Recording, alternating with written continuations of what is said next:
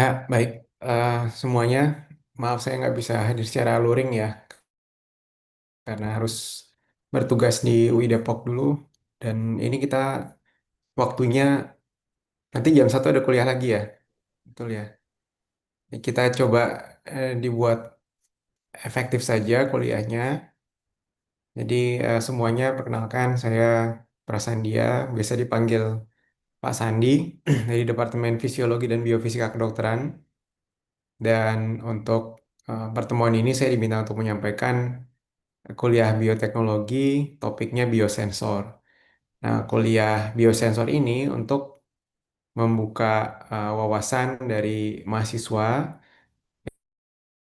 ya terkait teknologi biosensor untuk berbagai hal ya, bisa untuk riset, bisa untuk inovasi dan lainnya. Nah, mahasiswa PMIB sendiri ada berapa orang ya yang ikut? Ya, 26, Pak. 20?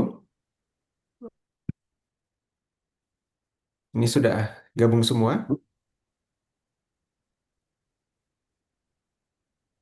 Kayaknya kurang 2 atau 3 orang, dok.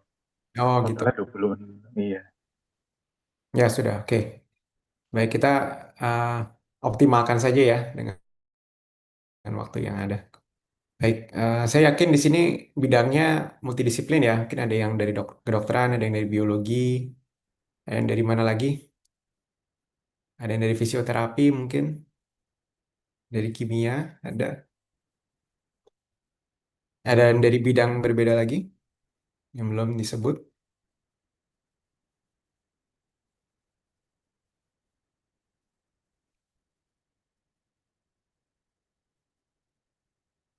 Bidangnya ada lagi yang lain?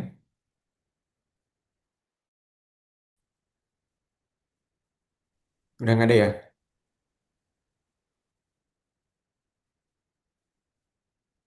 Suara saya terdengar nggak ya? Ini nggak ada yang respon. Seperti sudah semua, Terdengar, Pak. Pak. Pendengar, Terdengar, Pak. Pak. Ya, bidangnya tadi saya tanyakan, selain kedokteran, biologi, kimia, mungkin ada lagi dari latar belakang keilmuannya. Teknik biomedik ada, Pak. Oke, teknik biomedik. Lalu apa lagi? Analis kesehatan. Farmasi, Pak. Dinas kesehatan. Lalu Fisioterapi, Pak. fisio. Oke, ada lagi? Kimia, Pak. Oh ya, kimia. Ada yang dari fisika? Nggak ada ya, saya sendirian nih. Ya, oke. Jadi, eh, Bapak Ibu semuanya, untuk kuliah biosensor ini sebenarnya tinjauannya multidisiplin ya. Ada kimianya, ada eh, kedokteran atau biomediknya ada, dan juga terkait eh, engineeringnya juga ada ya, atau teknik. Ya, sekali lagi, kuliah ini untuk membuka wawasan supaya eh, mengetahui terkait teknologi biosensor dan nanti bisa diimplementasikan di riset atau tesis masing-masing. Oke, saya akan share screen.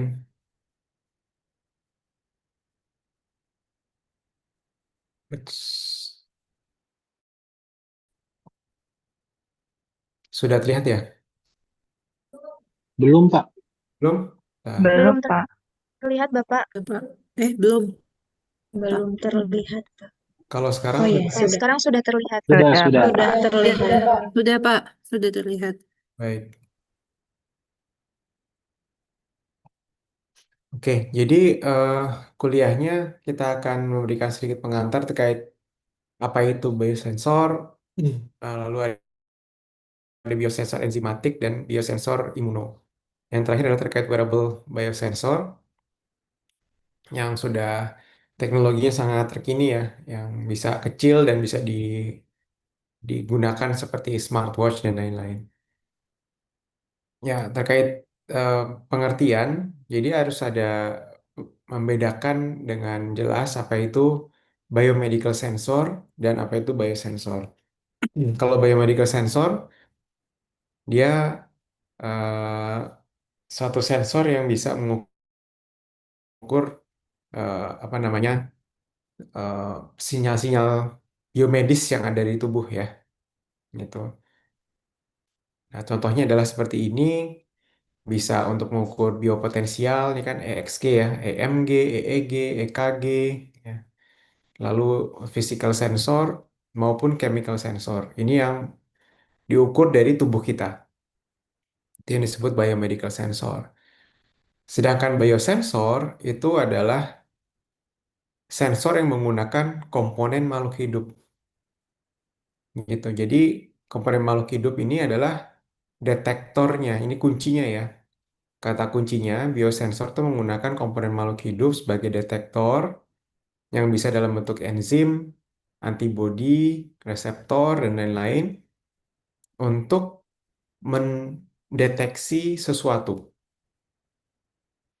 Nah, biasanya ditambahkan ada biotransducer dan pemrosesan sinyal.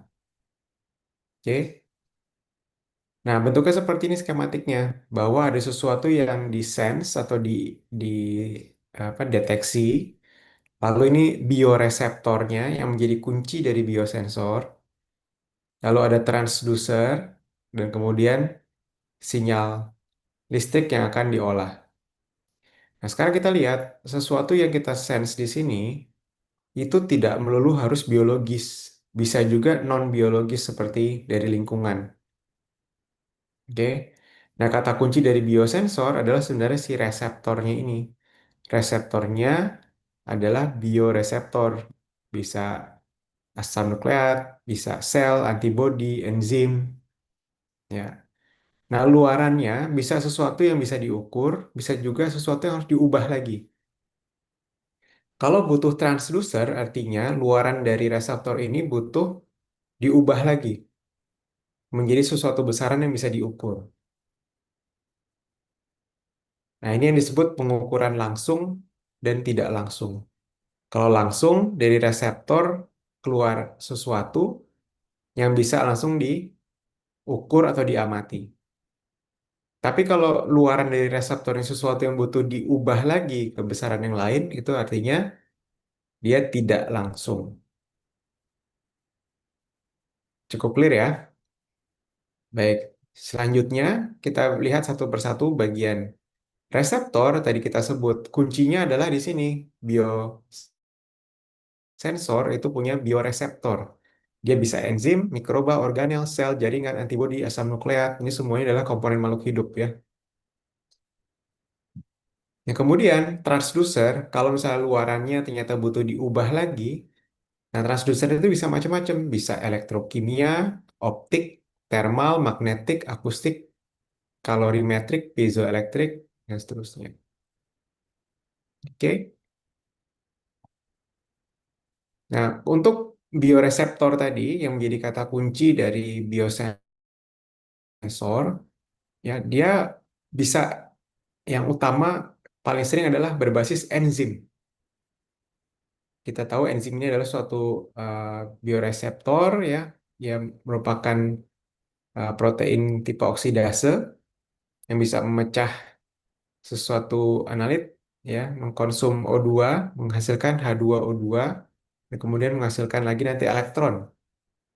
Jadi elektron yang dihasilkan adalah sebanding dengan banyaknya analit yang kita mau ukur. Ya, enzim itu menguntungkan karena dia bisa diimobilisasi. Nah, ini beberapa keuntungan dari bioreseptor lain, contohnya mikroba. Jadi enzim itu kan kecil ya, kalau mikroba itu cukup besar, dia bisa eh, apa namanya lebih murah daripada enzim atau antibodi, bisa ada beberapa kompleks reaksi sehingga lebih stabil, dan kemudian tujuannya apa? Untuk mendeteksi biasanya untuk pencemaran lingkungan.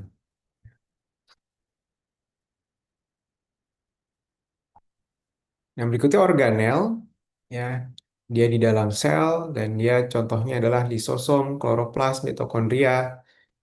Nah, ini contohnya juga untuk mendeteksi apa namanya polusi air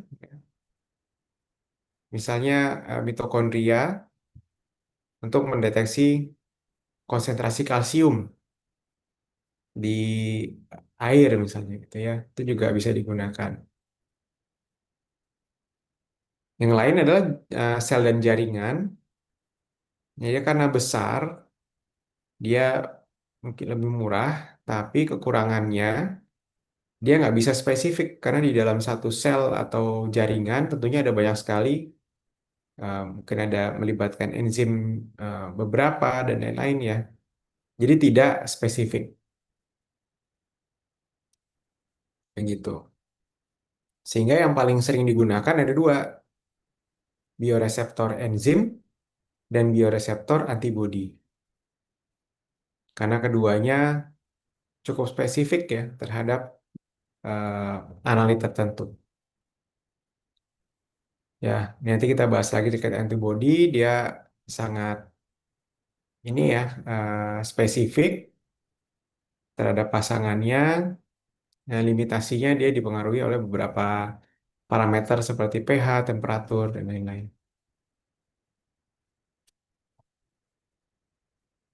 Terakhir, nukleik asid juga bisa digunakan sebagai bioreseptor karena dia pasangan bahasanya ini sangat spesifik juga dan perlu ada bantuan dengan optical signal untuk mendeteksi eh, pairing dari eh, bioreseptor ini ya. Oke, itu adalah tadi biosensor, selanjutnya biotransducer.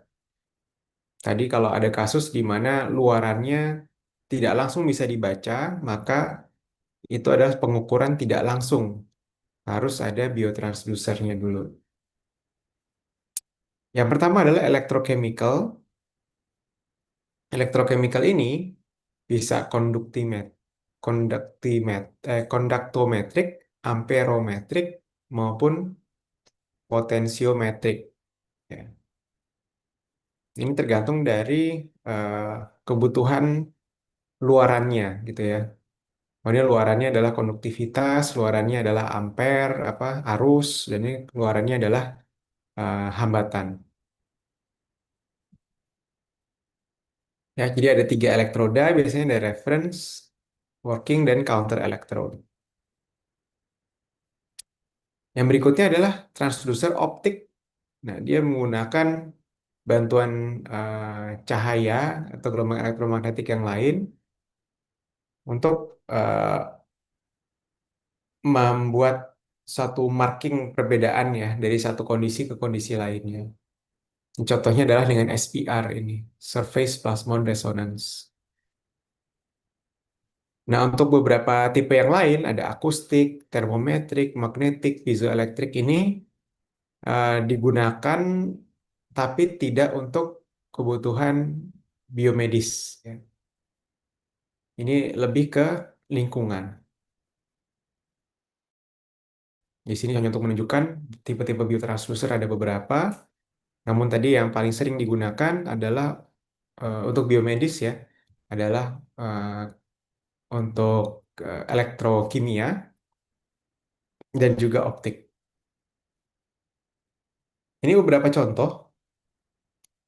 Pertama yang optical biosensor, yang ini namanya surface plasmon resonance. Nanti akan ada penjelasan lagi. Jadi misalnya kita coating ini antibody ya, antibody antigen. Kita coating dengan antibody, lalu misalnya ada protein yang lewat, ketika proteinnya menempel, ketika cahaya ini ditembakkan pada platmas, maka akan ada pantulannya yang ada pita-pita hitam. Nah, pita-pita hitam itu posisi berapa derajatnya itu tergantung dari banyaknya analit yang menempel. Kalau electrical biosensor, misalnya ini ada yang menempel, eh, analitnya, maka akan ada elektron yang mengalir sehingga nanti banyaknya analitnya sebanding dengan banyak elektron yang mengalir. Kalau mechanical biosensor itu menggunakan prinsip kelembaman massa, semakin banyak analit yang menempel, maka massa yang semakin besar, dan kalau dia bergetar itu frekuensinya lebih rendah. Ini ada beberapa contoh biotransducer ya. Karena kalau dia menempel saja, kan nggak ada informasi apa-apa ya. Kita nggak bisa lihat dengan mikroskop sekalipun akan sangat sulit. Jadi butuh ada namanya transducer untuk mengubah besarannya menjadi besaran lain. Ini untuk optik, untuk electrical, dan itu mechanical. Baik, ada pertanyaan sampai sini untuk biosensor, bioreseptor, dan biotransducernya? Tidak ada ya. Kalau tidak ada, kita lanjut ke enzimatik biosensor. Ini adalah satu tipe biosensor yang cukup lazim, banyak digunakan. Dia menggunakan prinsip rumus kimia seperti ini ya, substrat tambah enzim, jadi enzim substrat, dan nanti masukkan enzim tambah produk. Enzimnya keluar lagi dia hasil akhir reaksi, dan ini bisa digunakan berulang. Nah, kita bisa lihat di sini eh, kecepatan waktu reaksinya dengan substrat.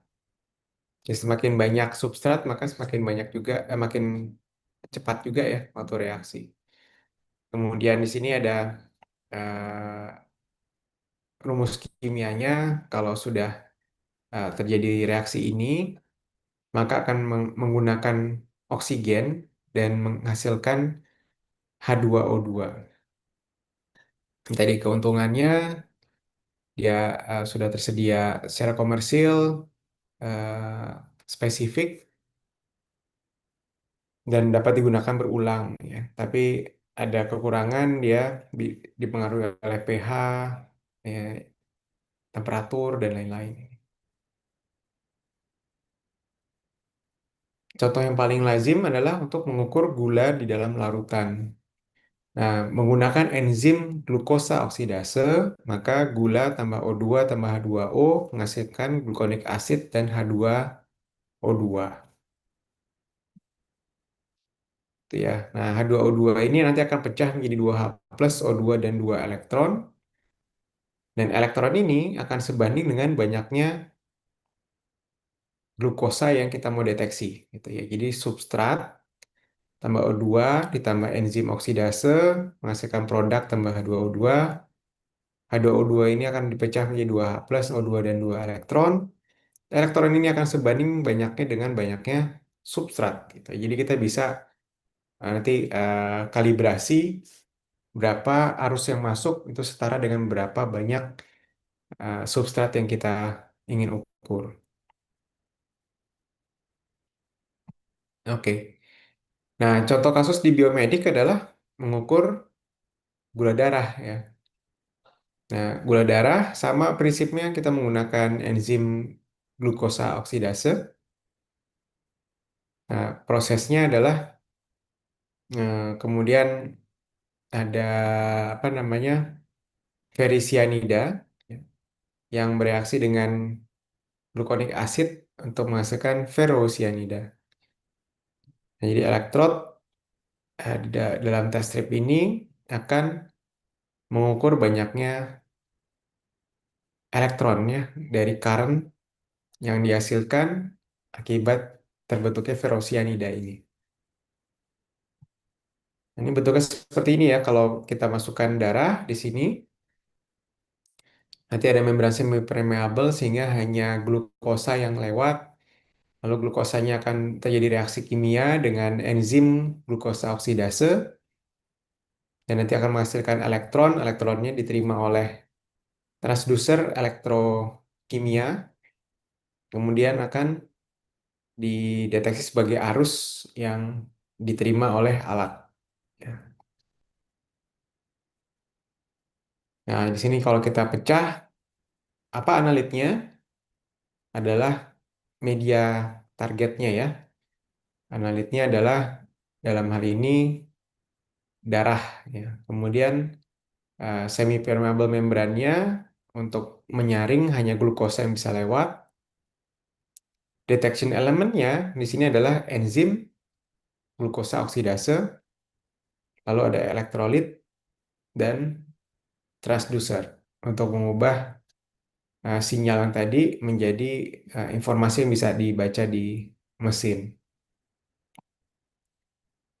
Ya, ini yang terjadi kalau menggunakan prinsip yang tadi ya, glukosa O2, H2O, glukosa oksidase, menghasilkan glukonik asid H2O2, H2O2-nya dipecah menjadi 2H plus O2 dan 2 elektron, dan 2 elektron ini sebanding dengan banyaknya glukosa.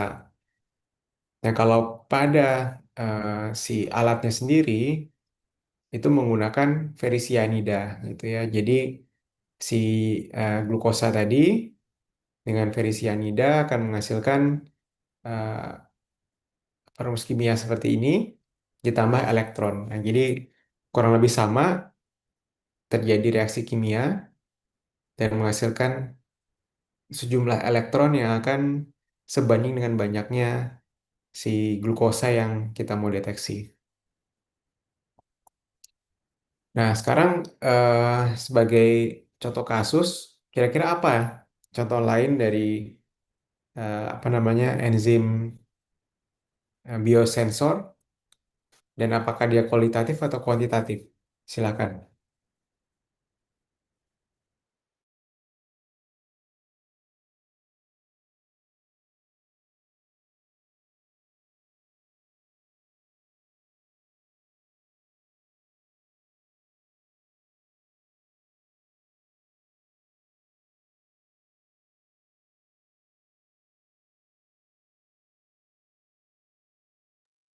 Ya, silakan.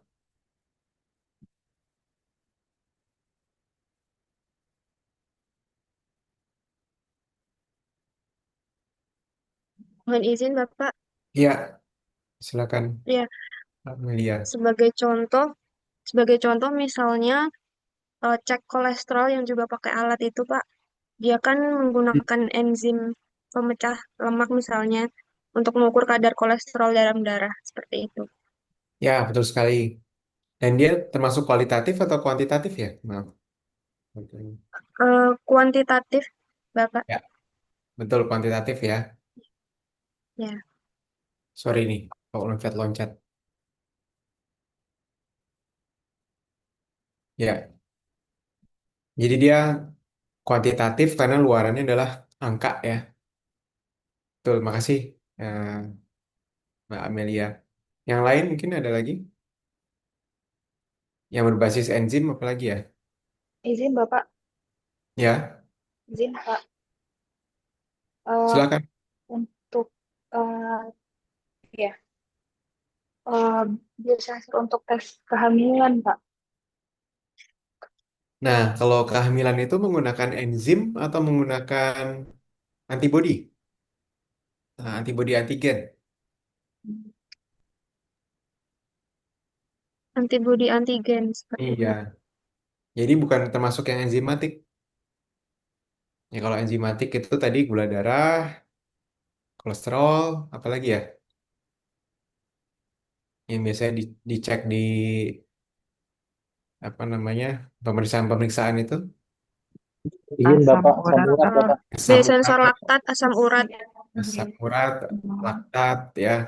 Itu semuanya Mm-mm. menggunakan enzim gitu ya. Dan hampir semuanya kuantitatif ya, menghasilkan angka. Oke, baik. Terima kasih. Kita lanjut ya. Ke berikutnya adalah imunosensor. Jadi tadi enzimatik berbasis enzim, yang sekarang imunosensor berbasis antibodi antigen. Nah, kita lihat di sini tentunya semuanya sudah tahu bahwa antibodi dan antigen ini punya pasangan yang sangat spesifik sehingga bisa digunakan untuk mengenali pasangannya ya. Kalau kita mau mendeteksi suatu protein, kita cari pasangan antibodinya. Atau kita mau kebalikan ya, mau mencari satu antibodi, kita cari protein pasangannya.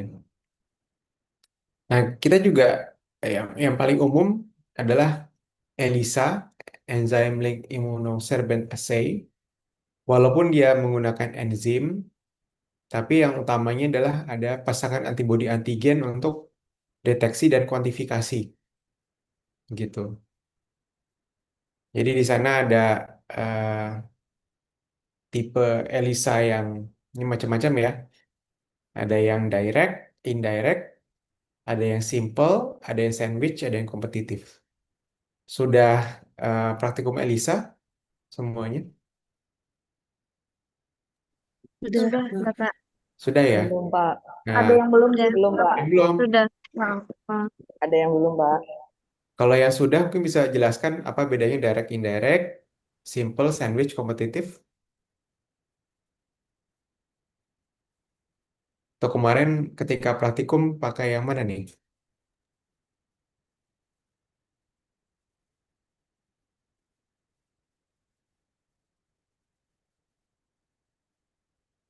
Izin jawab, Dok. Ya, silakan Pak Tobias. Kemarin waktu praktikum kita pakainya yang sandwich. Itu jadinya well-nya udah ditanamkan antibody, Hmm. lalu kita mengetes antigennya dan untuk eh, sensornya yaitu antibody lain yang melekat pada apa antigen yang di epitope lain, kalau tidak salah. Ya, baik. Terima kasih. Jadi macam-macam ya, dan ini masing-masing punya kelebihan dan kekurangannya. Nah, saya ketemu ada satu video yang bagus dari YouTube. Kalau ada yang mau melihat bagaimana prosesnya dan perbedaan dari berbagai macam ELISA ini, nanti bisa dilihat di YouTube ya. Kalau secara garis besar, ada yang dinamakan direct ELISA, itu si apa namanya antibodi antigen itu langsung ada terhubung seperti ini ya. Kalau indirect itu ada antibodi sekunder seperti ini. Antibodi sekunder ini untuk terhubung dengan yang awal tadi. Sandwich bentuknya begini, ya, antibodi, antigen, antibodi. Atau kompetitif. Kalau kompetitif kebalikannya ya. Jadi kalau ELISA itu kan hasilnya luarannya perbedaan apa kepekatan warna ya. Semakin pekat, semakin banyak gitu yang kita mengukur. Nah, kalau kompetitif kebalikannya. Semakin encer, semakin banyak. Karena dia prinsipnya kompetitif, Elisa. Nah, kita ada skematiknya, mungkin kita bisa lihat sedikit ya, bagaimana. Kalau simple atau direct ELISA seperti ini, ada buffer protein sampelnya yang diletakkan dalam cawan, lalu kita surface blocking, kemudian kita berikan spesifik primary antibody dengan konjugasi enzim. Lalu ada yang menempel, ada yang tidak menempel. Kita, kita wash, yang tidak menempel akan keluar. Kemudian kita berikan substrate, dan akhirnya ada perubahan warna. Itu ya, cukup apa namanya straightforward. Ini yang kita mau deteksi yang warna merah terhubung dengan si antibody eh, yang primer tadi, yang kemudian akan menghasilkan perubahan warna. Nah, tapi ada kemudian yang indirect. Indirect bentuknya seperti apa? Seperti ini kita masukkan protein lagi kayak tadi, kita lalu berikan surface blocking. Kita deteksi dengan specific primary antibody, tapi di sini nggak ada yang seperti awal tadi ya. Tidak ada konjugasi enzimnya gitu. Yang menempel hanya yang cocok, kita wash out, yang ini akan hilang. Lalu kita tambahkan secondary antibody dengan konjugasi enzim. Keuntungannya apa? Kalau kita tadi berikan uh, substrat, dia akan ada perubahan warna. Nah, satu lengan ini ternyata bisa menempel dua secondary antibody. Sehingga perubahan warnanya lebih robust, lebih terlihat. Itu ya. Jadi itu adalah kelebihan dari indirect ELISA. Nah, sekarang kalau sandwich seperti apa? Kalau sandwich, Kalau tadi sebelumnya proteinnya yang ada di bawah, kalau sandwich kita justru coating dengan antibodinya dulu, surface blocking, baru kita masukkan baru si protein sampelnya. Ya, ada yang biru, ada kuning, merah. Nah, yang ternyata kita mau deteksi adalah yang biru misalnya ya. Maka yang kuning dan merah setelah di wash out akan hilang. Lalu kemudian kita tempelkan dengan antibodi yang bisa mendeteksi si protein ini. Jadi seperti sandwich ya. Antibodi, protein, antibodi. Lalu eh, karena ada konjugasi enzim, kita berikan substrat, dia ada perubahan warna.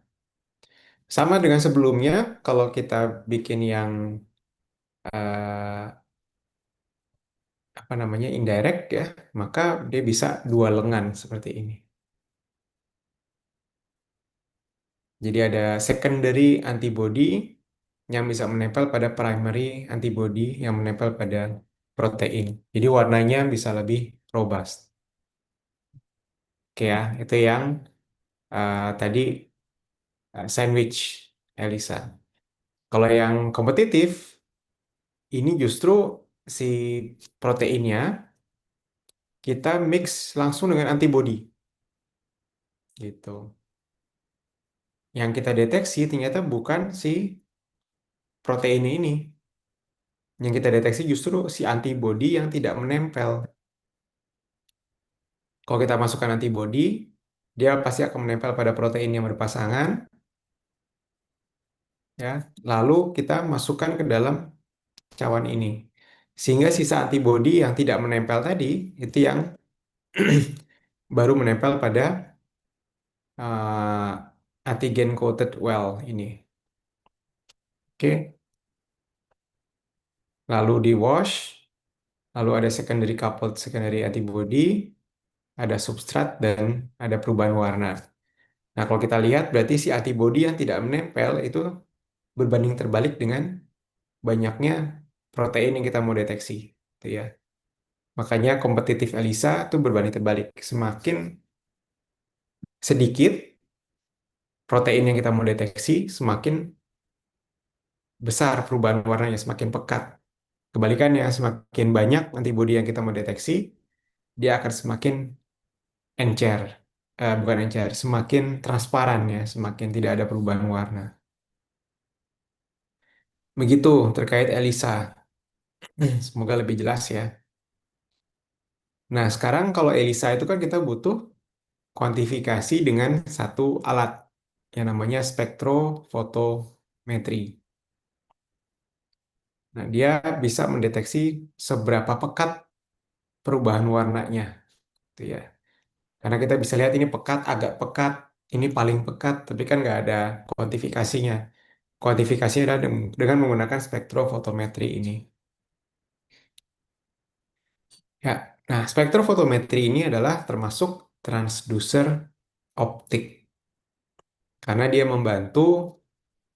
Ini tadi kan berubah warna ya.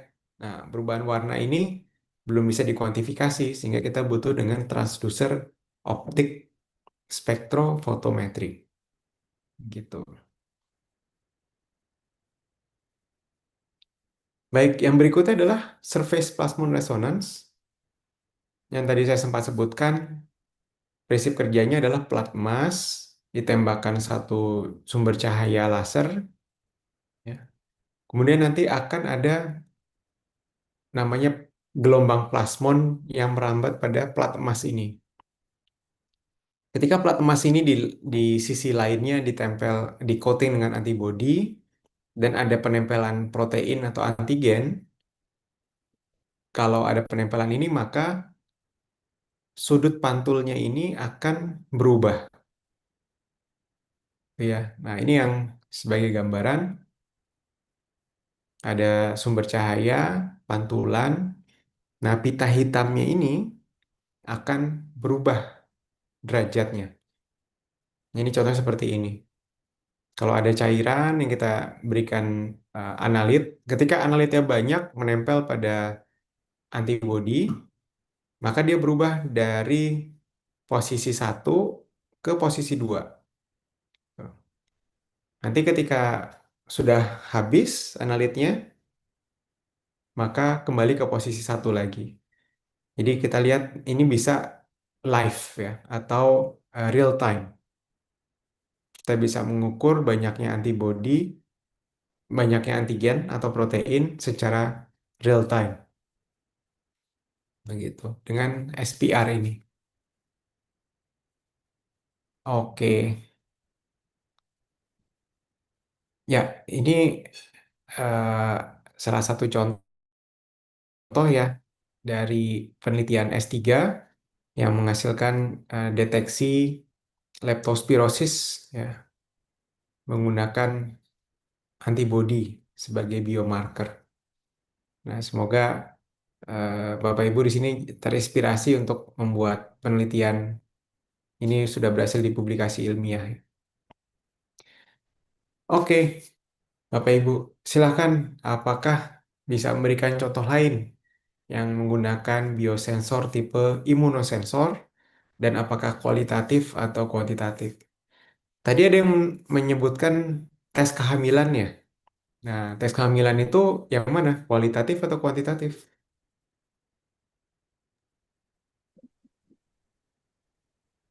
Nggak ada suaranya. Kualitatif, ya. Kualitatif. Bapak. Ya, Kualitatif, Pak. kualitatif. Kualitatif. Jadi kita bisa lihat stripnya ada 2, itu hamil gitu. Jadi secara visual kita bisa lihat. Itu adalah kualitatif. Contoh lain apa yang kualitatif? Ada banyak ya, rapid test macam-macam. Rapid test dengue, rapid test COVID, rapid test virus apa lagi? Eh, influenza ada ya. Hepatitis, Pak. Hepatitis. Itu semuanya berbasis antibodi antigen atau imunosensor. Dan semuanya kualitatif. Tapi ada juga yang kuantitatif. Nah, kuantitatif tadi biasanya dibantu dengan berbasis optik. Kalau ELISA dibantu dengan spektrofotometer. Kalau SPR tadi dibantu dengan melihat perubahan apa namanya, sudutnya. Gitu. Gitu. Nah, sekarang udah cukup clear ya. Ada yang uh, enzimatik, ada yang imunosensor, ada yang langsung, ada yang tidak langsung. Yang langsung itu tidak perlu transducer, yang tidak langsung butuh transducer. Ya, yang butuh transducer itu biasanya dia mengukur secara kuantitatif. Karena kemudian butuh ada tadi eh, perubahan warna. Kita transdus dulu ke dalam besaran yang lain sehingga bisa ditentukan oh ternyata kepekatannya sekian dalam bentuk kuantitatif. Begitu. Ada pertanyaan sampai sekarang? Izin bertanya, Bapak. Ya, silakan. Berarti untuk rapid test antigen pada saat COVID itu pakainya tipe imunosensor ya? Ya, betul sekali. Tapi sebelum kita ada rapid test antigen, sempat pemeriksaan yang paling banyak justru bukan rapid test ya, antibody COVID. Masih ingat tes darah untuk menguji adanya antibody COVID. Nah, itu kebalikan berarti ya. Kalau kita ini nanti kan ujian dari eh, Bapak Ibu semuanya adalah coba disebutkan eh, contoh biosensor, lalu identifikasi apa biosensor atau apa bioreseptornya, apakah dia ada transducer atau enggak, apakah dia kualitatif atau kuantitatif, dan apakah dia pengukuran langsung tidak langsung. Tadi yang kita sudah bahas. Nah, kalau apa namanya tadi rapid test COVID yang berbasis antigen untuk mendeteksi antigen, maka bioreseptornya apa? Yang mau dideteksi adalah antigen. Maka bioreseptornya adalah Antibody. antibodinya. Kalau yang kita deteksi adalah antibodi, maka bioreseptornya adalah Yes. antigennya, gitu ya. Jadi nanti ketika ujian jangan sampai salah kalau mau menyebutkan contohnya adalah rapid test untuk COVID, rapid test yang mana dulu nih? Yang mendeteksi antigen atau antibodi, gitu ya. Karena bioreseptornya berbeda, begitu. Oke, ada lagi pertanyaan?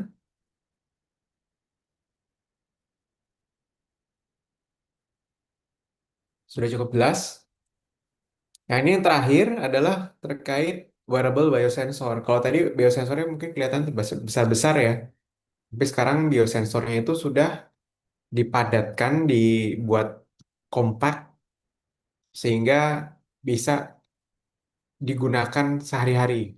Nah, ini macam-macam. Ada yang untuk mendeteksi laktase, glukosa di kacamata, ada mendeteksi asam urat di mouthguard, ada yang ditaruh di gigi ya untuk mendeteksi bakteria, mendeteksi laktat dan glukosa dengan microfluidic, ada nanomaterial based patch, ada iontophoretic patch biosensor untuk deteksi glukosa, ada yang mendeteksi laktat di kaus kaki seperti ini, mendeteksi kortisol, IL-6, ya, mendeteksi laktat glukosa, mendeteksi laktat, dan kalau EKG-nya ini biomedical sensor ya, jangan kebalik. Ini laktatnya. Mendeteksi glukosa menggunakan kontak lens. Jadi sudah sangat advanced gitu. Ini memang publikasi 6 tahun yang lalu, tapi saya rasa eh, masih relevan dan kita bisa gali perkembangan terkininya. Untuk kuliah hari ini memang nggak akan terlalu lama, eh, kita buat maksimal sampai 12.30 ya, supaya Bapak Ibu bisa istirahat dulu sebelum kuliah jam 1. Tapi saya minta untuk membuat tugas gitu. Tugasnya adalah mencari contoh-contoh biosensor wearable seperti ini yang versi terkininya. Ini kan 2019 berarti udah 6 tahun yang lalu ya. Perkembangan 6 tahun itu sudah seperti apa sih? Apakah sudah ada di pasar atau masih dalam penelitian? Gitu. Ini sama prosesnya ya. Ada analit, reseptornya bisa enzim, antibodi, nucleic acid, sel, transducernya bisa elektrochemical, optical, thermal, piezoelektrik. Nah, tapi signal outputnya sekarang sudah menggunakan gawai, pakai HP, pakai komputer, sehingga bisa langsung dideteksi, ada IoT-nya misalnya. Nah, ini adalah di berapa tahun yang lalu nih ya, udah hampir 10 tahun yang lalu, lebih malah, itu harusnya sudah ada ya, perkembangan-perkembangan terkini. Ini ya, ada yang berbasis keringat, ada yang berbasis air mata, ada yang berbasis saliva atau air liur. Nah, di sini ada tadi 20 berapa 6 mahasiswanya. Biasanya dibagi ke berapa kelompok?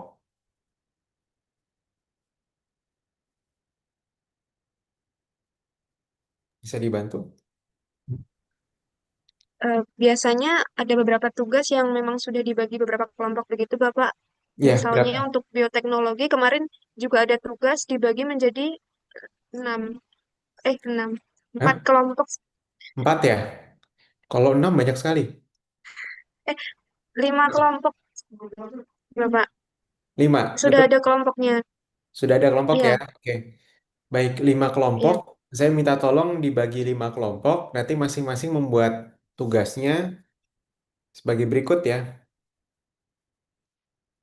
Mana? Ini dia. Jadi kalau kalau 5 kelompok, satu kelompok berapa orang? 6 orang. 5 orang. 5 orang dan 6 orang. 5 sampai 6 ya. Oke. Jadi tolong Ya. nanti buat kelompok 5 sampai 6 orang. Terus pilih aplikasi biosensor, satu tipe enzimatik, satu tipe imuno. Oke. Nah, di sini saya minta tolong masing-masing untuk mencari yang wearable biosensor karena kita pengen lihat yang perkembangan terkini dari biosensor yang ada di pasaran ya. Bisa yang berbasis keringat, berbasis air mata, dan berbasis saliva. Oke? Nah, saya nggak butuh panjang lebar, saya minta misalnya contoh ini ya, misal ada mouth guard untuk mendeteksi eh, asam urat, uric acid ya, asam urat secara secara real time gitu ya. Nah, nanti di sini dideskripsikan apa sih biosensor tersebut. Itu adalah biosensor mendeteksi asam urat berbasis saliva. Perkembangan terkininya sudah dicoba ke beberapa orang dengan akurasi sekian gitu ya, dengan publikasi kalian bisa sitasi. Lalu kemudian sebutkan komponen bioreseptor, biotransducer. Nah, bioreseptornya apa kalau tadi yang berbasis asam urat? Enzim atau imuno? Enzim. Enzim. Jadi disebut berarti menggunakan enzim eh,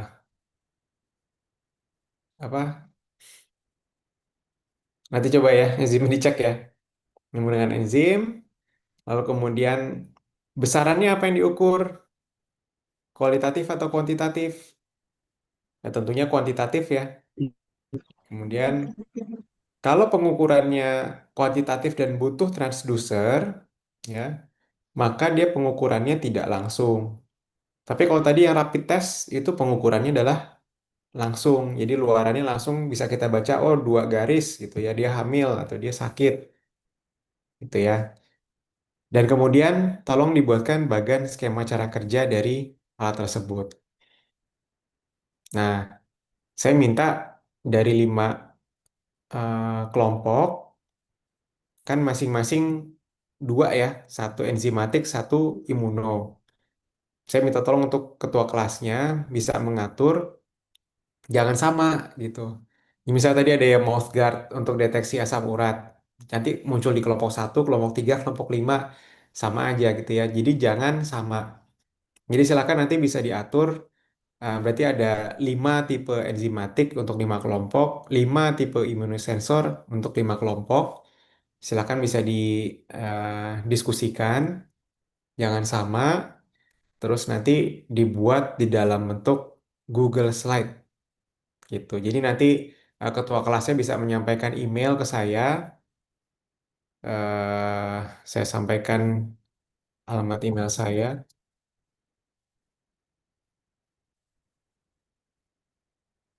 Ya, bisa ke alamat email saya yang saya taruh di kolom chat Zoom. Eh, tapi cukup satu email dari ketua kelas yang di dalamnya ada 5 link Google Slide. Bayang?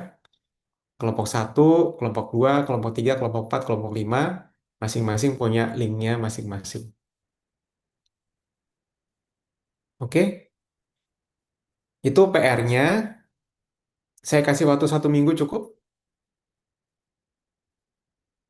Cukup ya. Ini cuma 4 sampai 5 slide untuk satu sensor. Karena 2 sensor paling 10, paling banyak 15 slide gitu ya.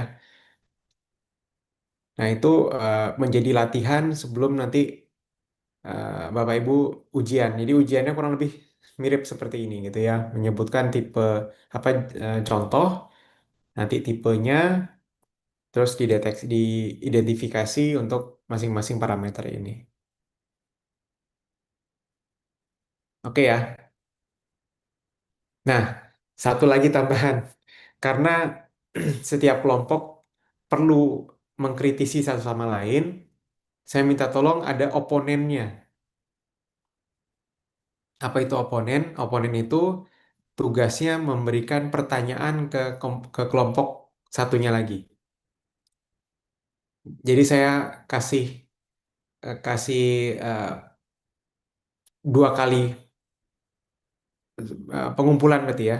1 minggu untuk bikin slide-nya, lalu 1 minggu lagi untuk sesi tanya jawab. Tanya jawabnya seperti apa?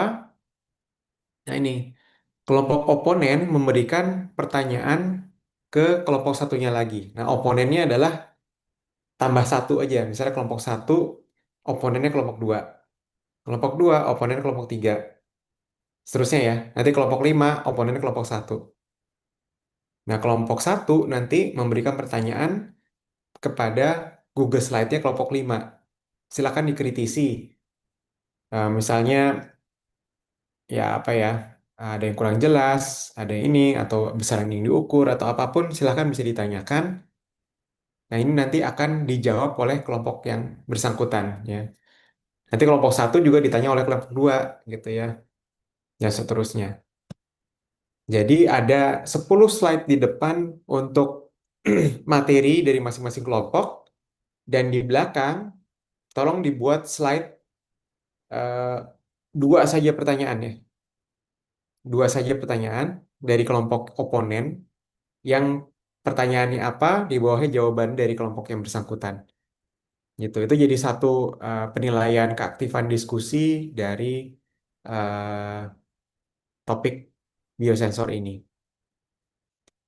Apakah ada yang mau ditanyakan? Saya rasa cukup jelas. Izin tanya Pak, kalau di slide yang ini tugas kelompok itu kan ada referensi wajib, itu maksudnya apa Ya, ya? referensi wajib itu sebenarnya tadi yang ini, ya, si Nature Biotechnology ini. Tapi ini kan umurnya sudah 6 tahun ya. Ini mau digunakan rujukan, oke. Tapi yang saya minta kondisi terkininya seperti apa, gitu. Karena bisa jadi yang tadi si mouthguard biosensor untuk asam urat itu sudah lebih canggih lagi gitu ya, tidak sebesar itu, mungkin jadi lebih kecil, lebih kompak, dia bisa IoT segala macam. Nah, itu yang tolong diceritakan. Baik Pak.